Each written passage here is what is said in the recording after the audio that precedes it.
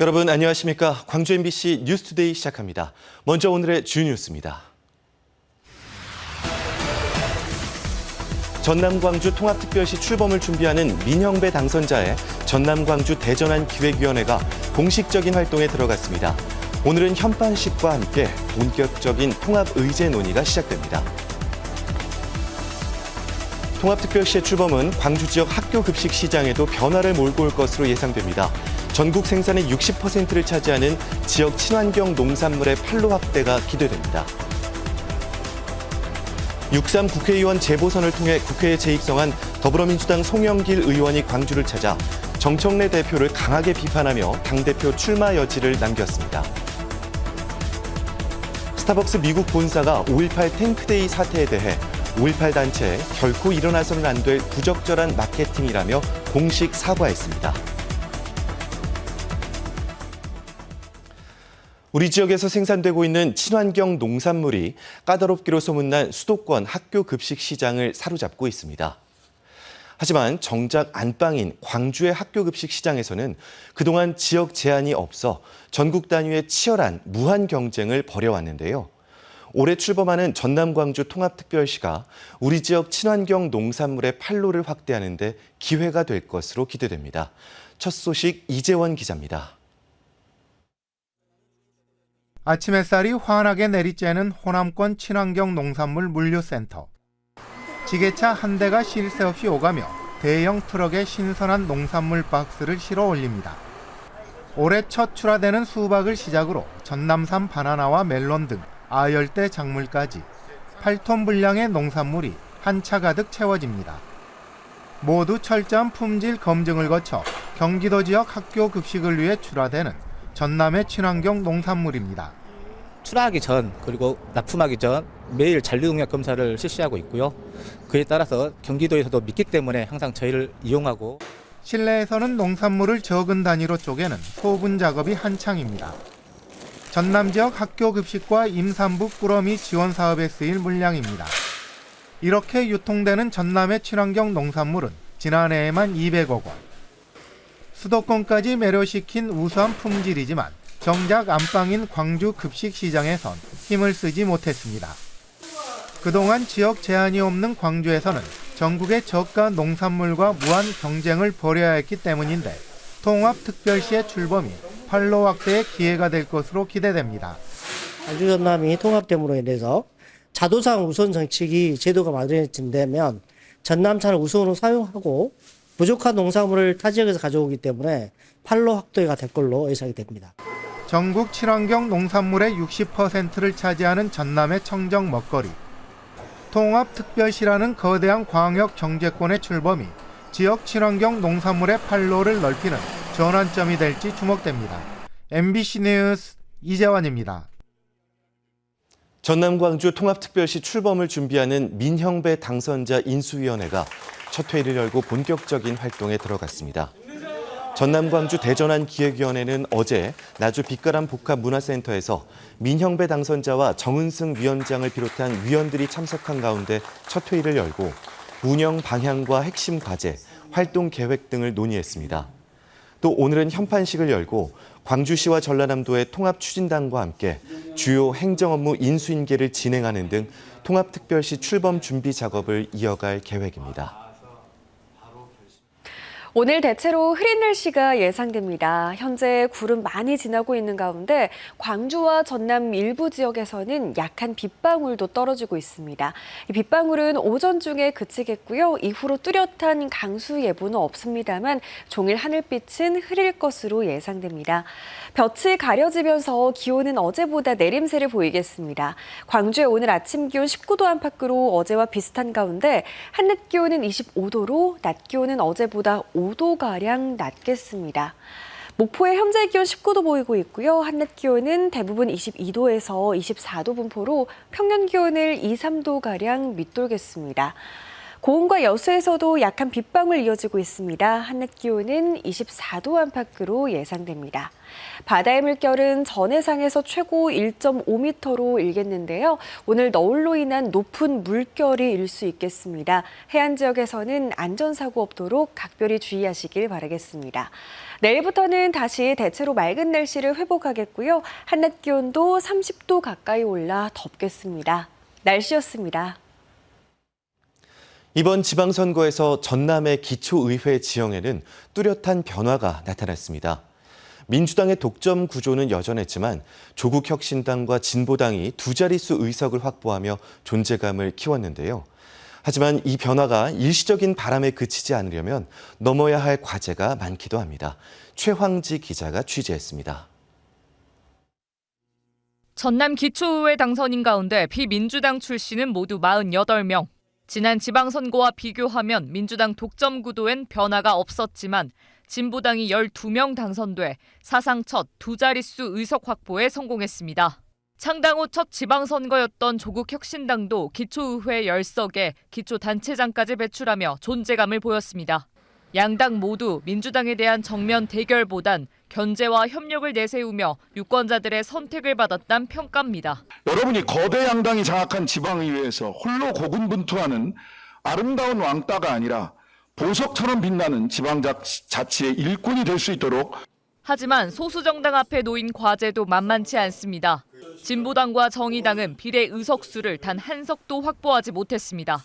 지역에서 오랫동안 기반을 다져왔는데 정당 지지율에서 조국 혁신당에 밀린 겁니다. 중앙 정치에 대한 영향력을 어떻게 잘 만들어 갈 거냐. 진보당이 갖고 있는 일종의 한계 이런 걸 뛰어넘기 위해서는 또 28년 총선에서 원내 교섭단체를 이루어내야 되겠다. 반면 조국 혁신당은 당대표의 사퇴로 존립 자체가 위태롭습니다. 당의 구심점이 흔들리면서 민주당과의 합당 문제가 다시 수면 위로 떠오르고 있습니다.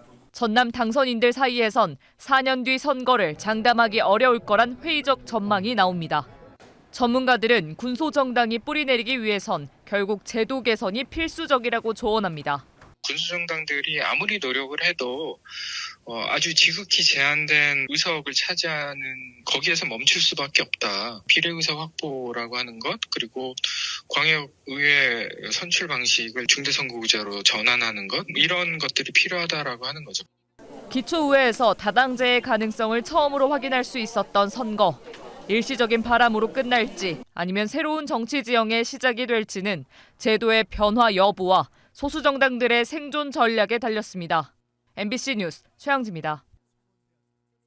6.3 국회의원 재보궐 선거를 통해 국회에 재입성한 더불어민주당 송영길 의원이 정청래 민주당 대표를 강하게 비판하며 당대표 출마 여지를 내비쳤습니다. 어제 광주를 찾아 국립 5.18 민주묘지를 참배한 송 의원은 6.3 지방선거 결과에 대해 폭동이 일어날 수준의 깜깜이 공천이었다며 정청래 대표를 강하게 비판했습니다. 또 정 대표의 거취, 호남의 민심을 보며 향후 정치 행보를 결정하겠다고 밝혀 오는 8월 전당대회 당대표 출마에 대한 여지도 남겼습니다. 스타벅스 미국 본사가 5.18 탱크데이 사태에 대해 결코 일어나서는 안 될 부적절한 마케팅이었다며 5.18 단체에 공식 사과 뜻을 전했습니다. 5.18 기념재단은 스타벅스 미국 본사로부터 5.18 민주화운동의 역사적 의미와 피해자들의 아픔에 대해 사과한다며 5월 단체의 요구사항은 내부 고위 경영진에 보고했다는 내용의 답변을 받았다고 밝혔습니다. 또 이마트의 2대 주주인 국민연금공단은 스타벅스 코리아의 최대 주주인 이마트에 대한 주주권 행사 방안을 검토하겠다는 답변을 보내왔다고 밝혔습니다.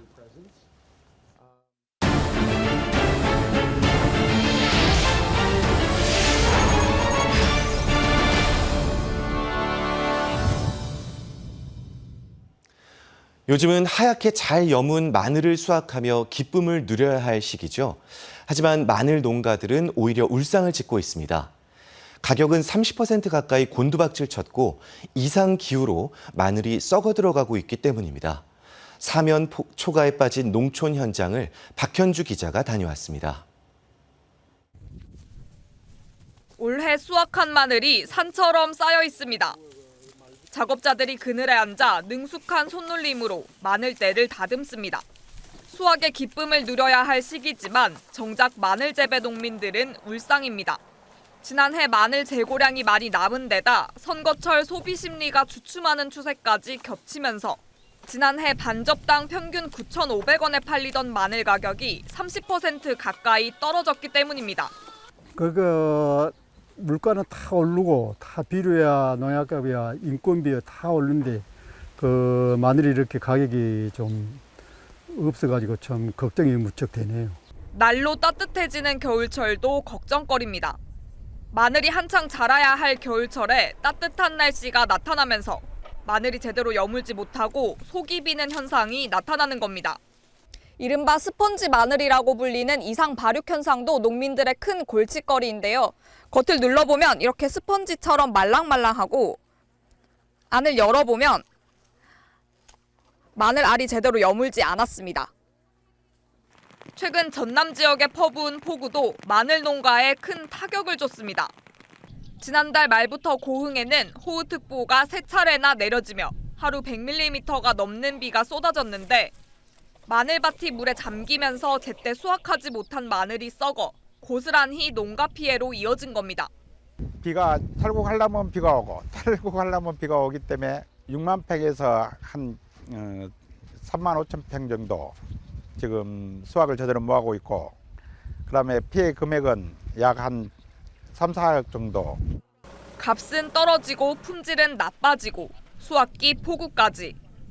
이상기후가 몰고 온 삼중고에 마늘 농가의 시름이 깊어지고 있습니다.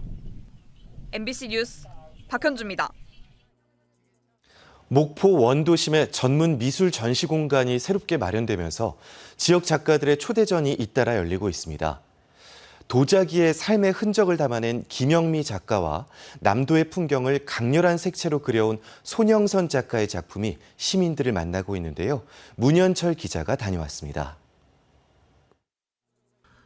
은은한 달빛과 파도, 붉은 숲과 능선 위의 바람, 툇마루에 어울릴 것 같은 전통 장롱 모양 작품까지 김영미 작가의 도자 작품에는 자연과 생명 그리고 삶의 시간이 겹겹이 담겨 있습니다.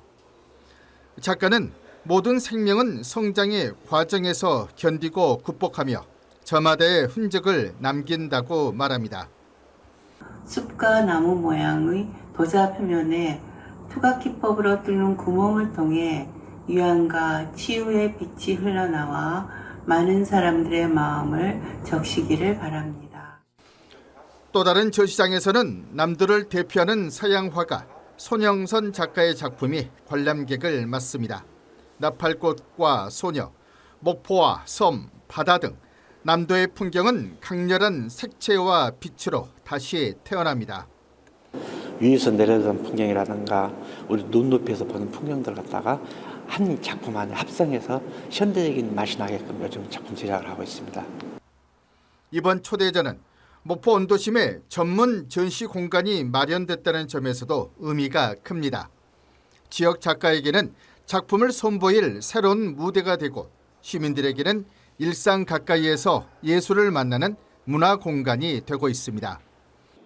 MC 아트센터는 문화와 예술을 통하여 지역 예술인들이 자유롭게 창작 활동을 하게 하고 회화와 조각, 도예와 공예, 공연과 인문이 함께 어우러지는 복합 예술 공간으로 운영할 것입니다. 목포 원도심에 새롭게 문을 연 전시 공간이 지역 예술인과 시민을 잇는 문화 거점으로 기대를 모으고 있습니다. MBC 뉴스 문현철입니다. 30년 넘게 도심의 흉물로 방치되고 있는 병원 폐건물의 철거 여부에 관심이 모아지고 있습니다. 광주시에 따르면 지난해 말 A종합개발업체가 광주 주월동 서진병원 폐건물과 부지에 대한 소유권을 확보한 뒤 광주시와 국토교통부 등에 철거 비용에 대한 재정 지원을 요청했습니다. 하지만 민간 소유 건물 철거 지원에 대해 조례나 법적 근거가 없어 광주시는 다양한 방안을 검토하고 있는 것으로 알려졌습니다. 지난 1995년 공사가 중단된 뒤 부지와 건물 소유권이 분리돼 2016년부터 법적 다툼이 이어져 온 서진병원은 부지를 확보한 A업체가 건물까지 최종 낙찰받으면서 관련 분쟁이 마무리됐습니다.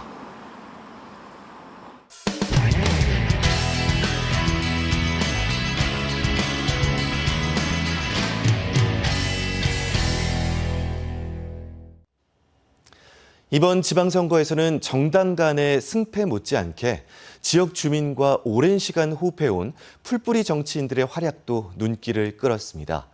특히 경북 안동에서는 전국 최초의 녹색당 기초의원이 배출됐고 전국 최초 10선이라는 지방자치 새 기록도 쓰였습니다. 김서연 기자가 전해드립니다. 녹색 조끼를 입은 37살 청년이 당선 인사를 위해 동네 요가 교실을 찾았습니다. 녹색당 소속 허승규 안동시의원 당선인입니다. 감사합니다. 고생하셨습니다. 시작이다. 컨그레츄레이션. 2012년 녹색당 창당 이후 처음으로 전국 최초의 기초의원이 보수세가 강한 경북 안동에서 나온 겁니다. 허 당선인은 이번 선거에서 36.86%를 득표하며 2위인 국민의힘 김창현 당선인을 900표 넘게 표차를 벌리며 1위로 당선됐습니다.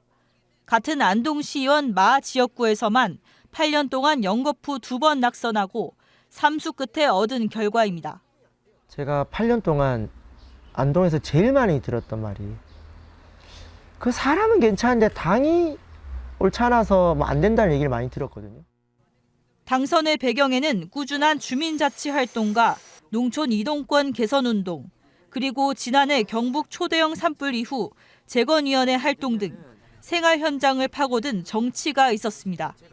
투표권이 없는 청소년들의 의견을 학교 통학 문제에 반영한다든가 행정사무감사 기간 전후로 더 주민들의 의견을 적극적으로 수렴한다든가 시의원을 우리 주민들이 친근하게 써먹을 수 있도록 하는 의정활동이 바로 녹색 정치라고 생각을 해요.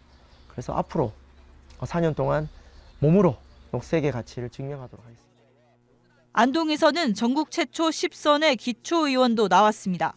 무소속 이재갑 안동시의원 당선인입니다.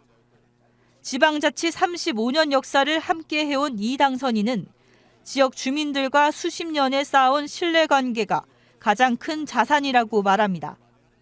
믿음, 저는 이거라고 봅니다. 그래서 제가 시민들하고 한 약속은 큰 얘기든 작은 얘기든 그분들이 항상 답을 드렸어요. 제갑이한테 얘기하면 뭔가 분명히 답을 줘 하는 이런 관계가 형성이 되어 있습니다. 의성에서는 김우정 당선인이 차기 의성군의회의 유일한 더불어민주당 의원으로 입성합니다.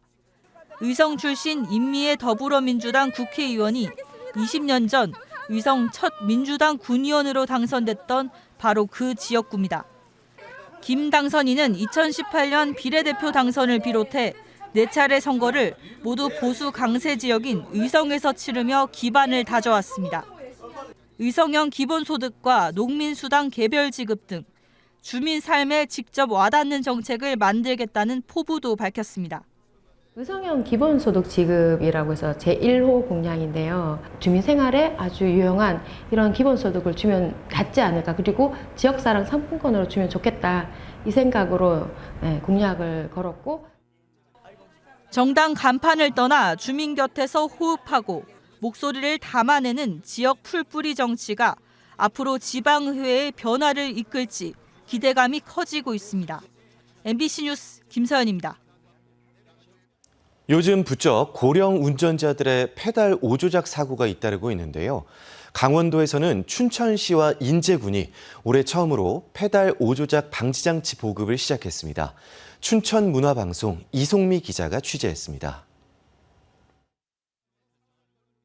카페 유리문이 산산조각 났고 바닥에는 깨진 집기와 유리파편이 널려 있습니다. 60대 운전자가 몰던 승용차가 카페 안으로 돌진한 겁니다. 사고 원인은 가속 페달 오조작인 것으로 확인됐습니다. 지난해 발생한 급발진 의심 사고 149건 가운데 페달 오조작으로 확인된 사고는 109건. 운전자의 75%가 60대 이상이었습니다.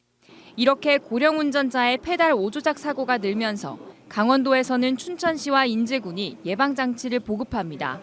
보급 시기는 올해 상반기, 지원 규모는 모두 100여 대로 65세 이상 고령 운전자가 대상입니다. 무조건적인 어떤 제한보다는 좀 더 실효성 있는 그 교통사고 예방 사업을 좀 추진하는 게 필요하겠다는 생각으로 차량에는 GPS와 제어 장치가 설치되는데 저속 주행 중 운전자가 가속 페달을 강하게 밟을 경우 차량이 갑자기 튀어나가지 않도록 출력을 자동으로 제어하는 방식입니다.